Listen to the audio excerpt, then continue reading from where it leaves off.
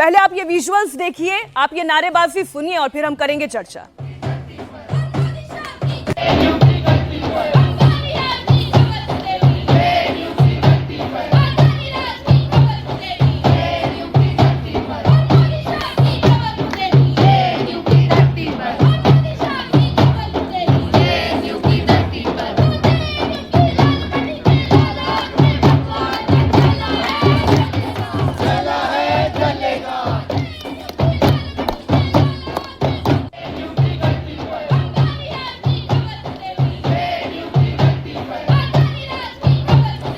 अब ये नारेबाजी क्यों हो रही है, इसका बैकग्राउंड भी आपको बता देती हूँ। ये नारेबाजी उस देशद्रोह के आरोपी शरजील इमाम के समर्थन में हो रही है, जिसने चिकन नेक को काटकर नॉर्थ ईस्ट को भारत से अलग करने की बात कही थी। ये नारेबाजी उस उमर खालिद के समर्थन में हो रही है, जिस पर दिल्ली में दंगा करवाने का आरोप है और दोनों इस वक्त जेल में बंद है।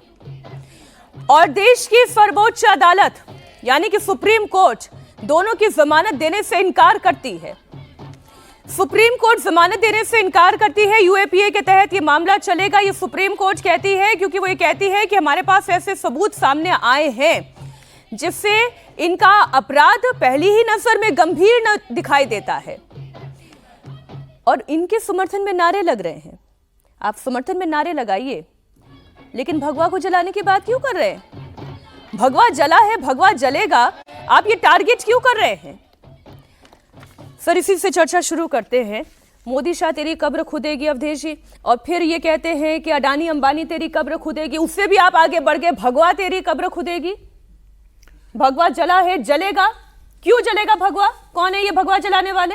नहीं, इसमें तो संघी गुंडों से आज़ादी का भी नारा है, अगर आप पूरा देखेंगे ध्यान से। अब देखिए इसके चार मतलब, अब इस पर क्या टिप्पणी की जाए।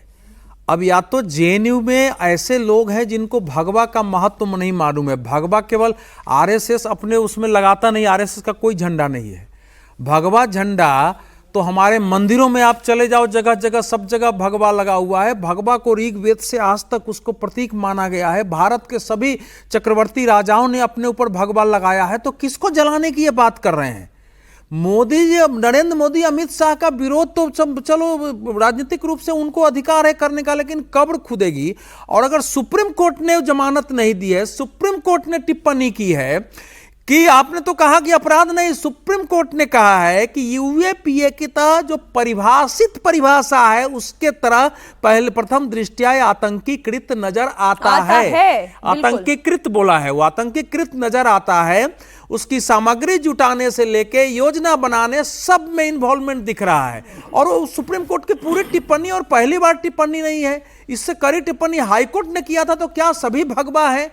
ये क्या भाषा बोल रहे हैं सारे? और गुंडों के बारे में तो आप नारा लगा सकते हैं। हम लोगों ने देखा है ना कि गुंडे और अपराधी कैसे करते थे। अगर आरएसएस के गुंडे होते तो आप सोचो, इस समय संघी गुंडे कह रहे हैं, मोदी और अमित शाह कर रहे हैं, वहां बीजेपी भी है, विद्यार्थी परिषद भी है, आरएसएस की भी लोग होंगे, बहुत सारे लोग वहां जो टीचर्स यूनियन है आरएसएस से और उससे जुड़ी उसके लोग होंगे। अभी तक हमला हो गया होता। तो गुंडे कौन है ये? अगर गुंडों के विरुद्ध में नारा लगाएंगे तो आपकी क्या दशा होगी? और क्या बताया जा रहा है कि जेएनयू में आप कब्र खोद देंगे। आपको प्रोटेस्ट करने का अधिकार है, उस पर तो मैं किसी के बारे में, लेकिन सुप्रीम कोर्ट की टिप्पणी देखो। अगर कोई व्यक्ति इस देश के विरुद्ध काम किया है, 53 लोग उस मारे गए हैं, एक अमेरिका का राष्ट्रपति हमारे देश में था, षड्यंत्र पूर्वक को दंगे कराए गए और जानबूझकर कराए गए कि मोदी सरकार इसमें बदनाम हो और दुनिया में इशू बने ट्रंप के रहते हुए। वो एक देशद्रोही हरकत थी, उसके समर्थन में सरकार ने उसके साथ कुछ नहीं किया है। कोर्ट में मामला चल रहा है और वहां ये नारे लग रहे हैं। तो जेएनयू में बचे खुचे हो क्या रहा है इसे? अगर ये लेफ्टिज्म है, देखो, अगर ये लेफ्टिज्म है तो इसीलिए जनता ने इनको आजाद कर दिया है। आप जेएनयू में आजादी के नारे लगाते रहिए, क्योंकि देश को छोड़ करके और ऐसे देशद्रोहियों के विरुद्ध अगर आप आरोप लगाते इस भाषा में, शरजील इमाम का भी आप समर्थन, मैं तो कह रहा हूं कि आप नहीं, अवधेश जी, मैं तो ये कह रही हूं सर कि जेएनयू में हमला हुआ गलत, हिंसा हुई गलत। आपको आपके वैचारिक मतभेद हैं, बिल्कुल ठीक, आप वैचारिक मतभेद का प्रदर्शन करिए, लेकिन भगवा जला है, जलेगा जेएनयू की दीवारों पर, यह वही मानसिकता है जिसकी वजह से इस वक्त बांग्लादेश में हिंदुओं पर नॉन स्टॉप हमले हो रहे हैं।